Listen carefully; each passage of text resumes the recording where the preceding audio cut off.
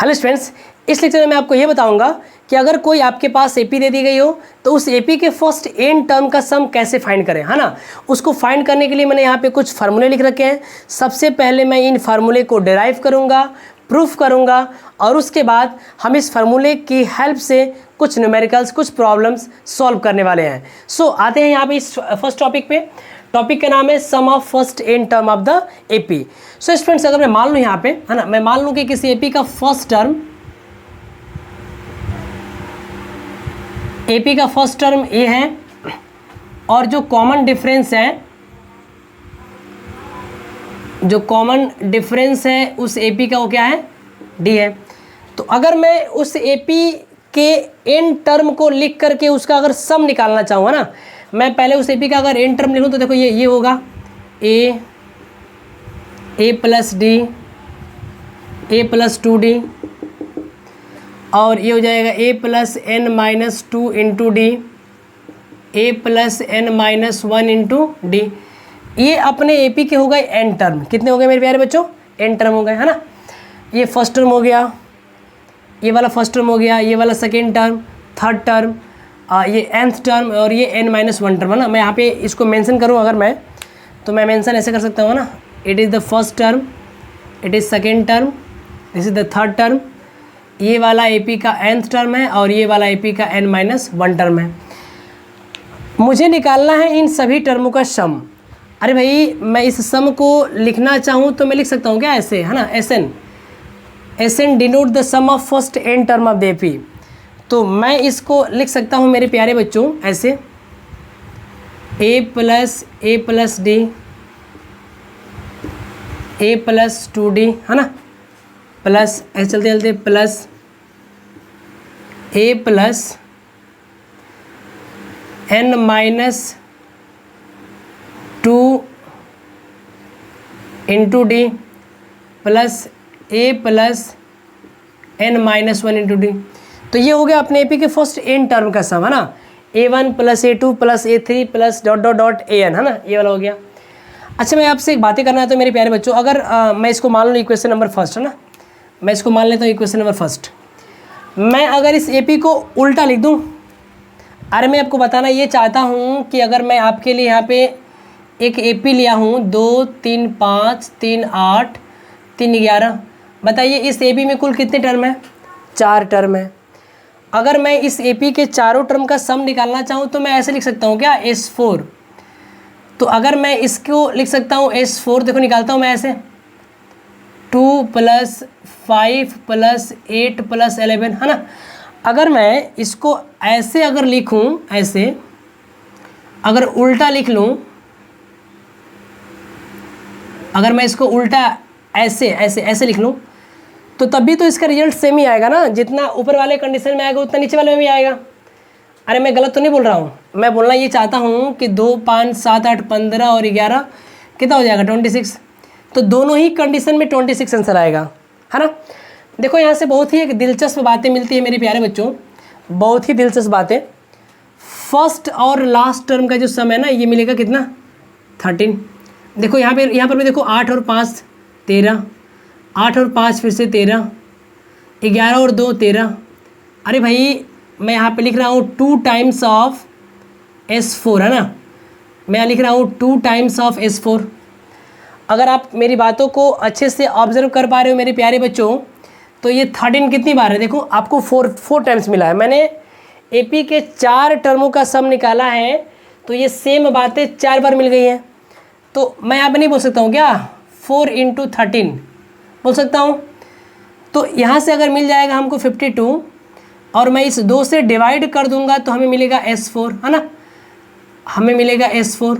तो कितना मिल जाएगा, हमें मिल जाएगा 26 मिल जाएगा।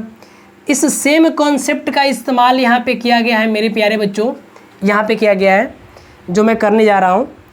मैं अगर इस एपी को ऐसे उल्टा लिख लूँ, यहाँ पे लिख लूँ, मैं उस nth टर्म को मैं यहाँ लिखूँ a plus n minus 1 into D. n term से पहले वाले टर्म को मैं यहाँ पे लिखूँ a plus n minus 2 into D, है ना।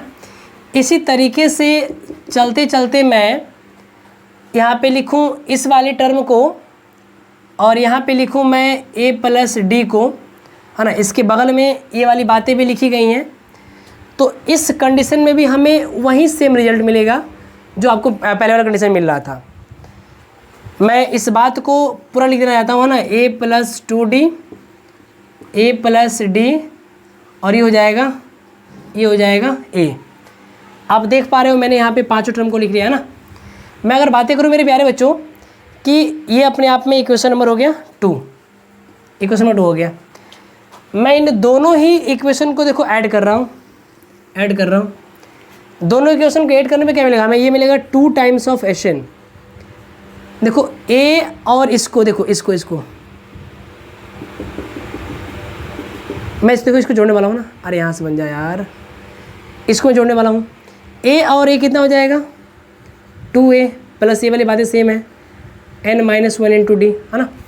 यहाँ पर देखिए, यहाँ पर a और a कितना हो जाएगा, अरे अगर मैं बातें करूँ ऐसे टर्म तो a और a यहाँ पे हो जाएगा 2a, और अगर मैं यहाँ पे भी सॉल्व करूँगा -2d और प्लस d, -d हो जाएगा, तो मैं यहाँ लिख सकता हूँ फिर से वहीं n-1 इंटू डी कॉमन ले लिया, है ना।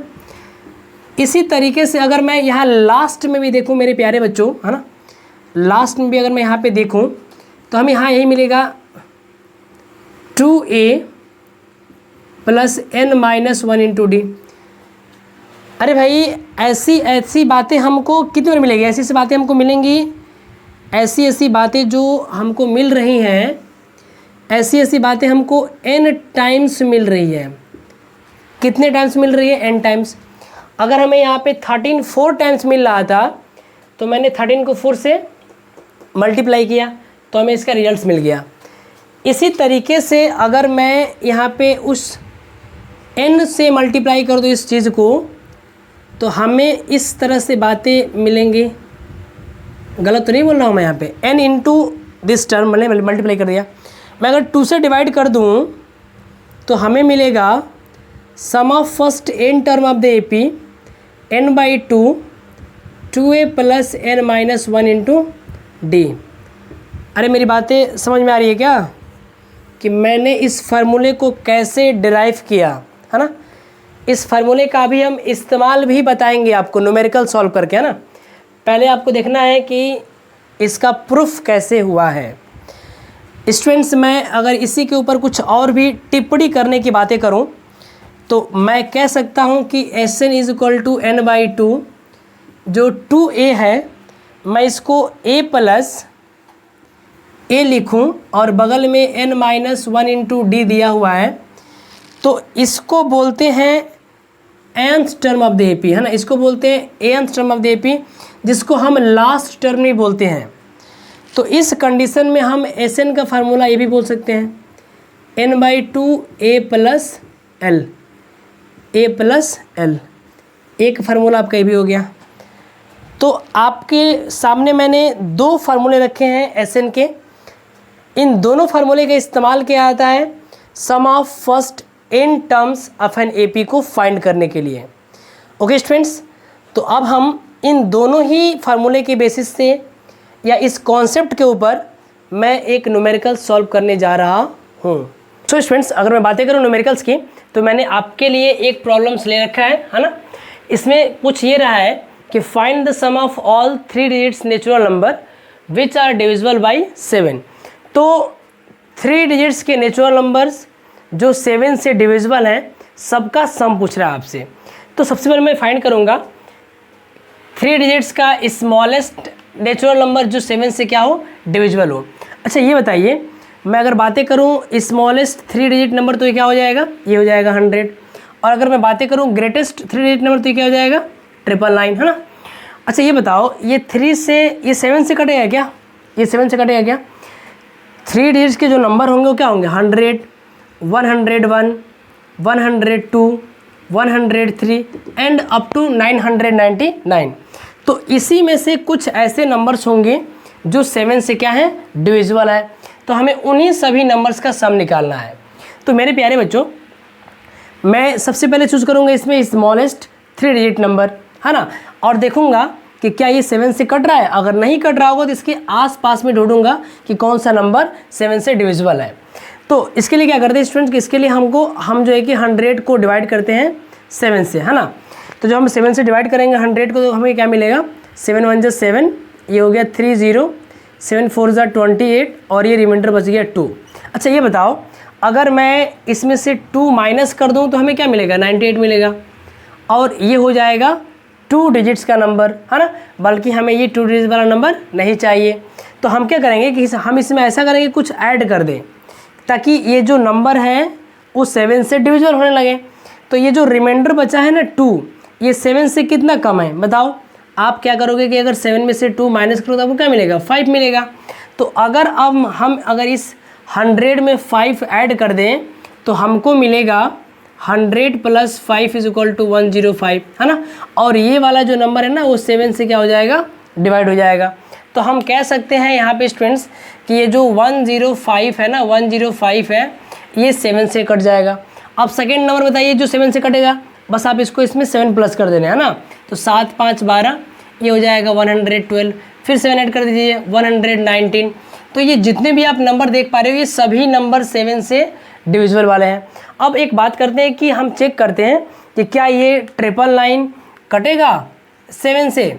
तो हम इस 7 से इसको डिवाइड करते हैं। 7 1 जा 7, ये 2 9, 7 4 जा 28, फिर 1 9, 7 2 जा 14 और रिमाइंडर बच गया 5। तो यहाँ पे क्या करेंगे कि यहाँ पे हम इसमें से 5 माइनस कर सकते हैं, क्योंकि अगर माइनस करेंगे तो हमको मिलेगा मेरे प्यारे बच्चों 994, जो कि 7 से डिविजिबल होगा। न इसमें 5 रहेगा और न ये बचेगा। तो हम यहाँ पे लिख पाएंगे कि हेयर, है ना, हम यहाँ पे लिख पाएंगे मेरे प्यारे बच्चों कि हेयर 3 डिजिट्स नंबर, है ना, which are divisible by 7R, है ना। तो ये जो नंबर है सारे नंबर अपने 7 से क्या है, डिविजिबल होने वाले हैं। तो अब हमें इसका निकालना है सम, है ना। तो अभी तो हमें यही नहीं पता है कि ये कौन सा टर्म है ना स्टूडेंट्स। अगर मैं इसको ऑब्जर्व करूँ तो ये जो हमने लिखा है ये सब एपी में है, क्योंकि इसमें प्रत्येक 2 टर्म के बीच का डिफरेंस कितने का है, 7 का है जी। तो सबसे पहले हम फाइंड करेंगे कि ये कौन सा टर्म है, अर्थात इस एपी में कुल कितने टर्म हैं। तो हम यहाँ पे लिख पाएंगे कि इसका फर्स्ट टर्म दिया हुआ है 105, इसका कॉमन डिफरेंस आप अभी पता कर सकते हो कि 7 है ना, क्योंकि 7 7 ऐड करके मैंने लिखा था। और इसका जो लास्ट टर्म दिया हुआ है वो दिया है 994। तो स्टूडेंट्स मैं पहले पता करूँगा कि ये कौन सा टर्म है, अर्थात I will find the value of n। देखोगे ध्यान से आप, तो n = क्या दे रखा है, 994। और आपको पता है कि ये होता है a + n - 1 × d, जो कि दिया है 994। a की वैल्यू रखिए यहाँ पे 105, n नहीं पता है, हमें n फाइंड करना है, d की वैल्यू 7 है, 994।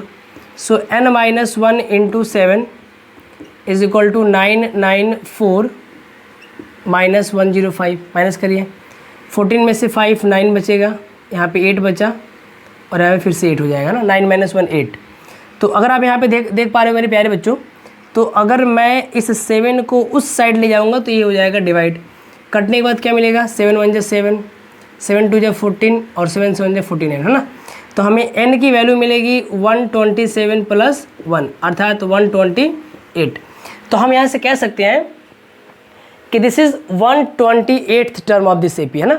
मतलब इस एपी में कुल कितने टर्म हैं, 128, अर्थात 128 3 डिजिट्स के ऐसे नंबर हैं जो 7 से डिविजिबल होने वाले हैं, है ना। तो अगर मैं यहाँ से बातें करूँ मेरे प्यारे बच्चों कि आखिर में इन सभी नंबर्स का सम क्या होगा, तो अगर मैं इन सभी नंबर्स का सम निकालने का प्रयास करूँ तो हमें पता है Sn = देखिए यहाँ पे लास्ट टर्म आपको दिया हुआ है, तो हम लगा सकते हैं n/2 और ये हो जाएगा a + l। हम इस फार्मूले का इस्तेमाल करके भी हम सम ऑफ फर्स्ट n टर्म निकाल सकते हैं, क्योंकि आपके पास a भी पता है, d भी पता है, n का मान अभी आपने निकाला है 128, तो आप इसको भी लगा करके सॉल्व कर सकते हो, है ना। लेकिन जहाँ पे अगर लास्ट टर्म दिया हो तो हम इसको लगा करके इजीली सॉल्व कर पाएंगे। तो हम लिखेंगे देयरफॉर S128 बराबर, तो 128/2, और ये फर्स्ट टर्म आपका दे रखा है 105 और लास्ट टर्म दे रखा है 994। स्टूडेंट्स अगर मैं इसको सॉल्व करूँगा, है ना, इस वाले को अगर मैं सॉल्व करूँगा तो क्या मिलेगा बताइए हमको। 9 और 5 और 4 9 हो जाएगा, है ना। 0 + 9 9 हो जाएगा, और 9 और 1 10। अरे मेरी बातें समझ में आ रही है क्या? ये आपको मिलेगा कितना 1099, है ना। इसको मैं सॉल्व करूँगा तो कितना मिलेगा जी? ये मिलेगा 2 6 12 एंड 2 4 8। तो आपको दो बातें मिली, 64 × 1099। अब हम इसको क्या कर रहे थे, मल्टीप्लाई कर लेते हैं, मल्टीप्लाई कर लेते हैं यहाँ पे, है ना। 1099 × 64 कर लो गुणा, 4 9 36 6 कैरी 3, 4 9 36 3 39 और 4 1 में 4, फिर से 6 9 54 कैरी 5, फिर 6 9 54 और ये 5 59 एंड इट इज़ द 6 1 6। यहाँ से कर सकते हो 6 9 4 13 के 3 9 3 12 1 13 5 4 9 1 10 6 1 7। तो आप एक देख पा रहे हो यहाँ से प्यारे बच्चों, ये आया है 70,336। तो 128 टर्मों का समय। सो ये हो गया आपका रिक्वायर्ड आंसर।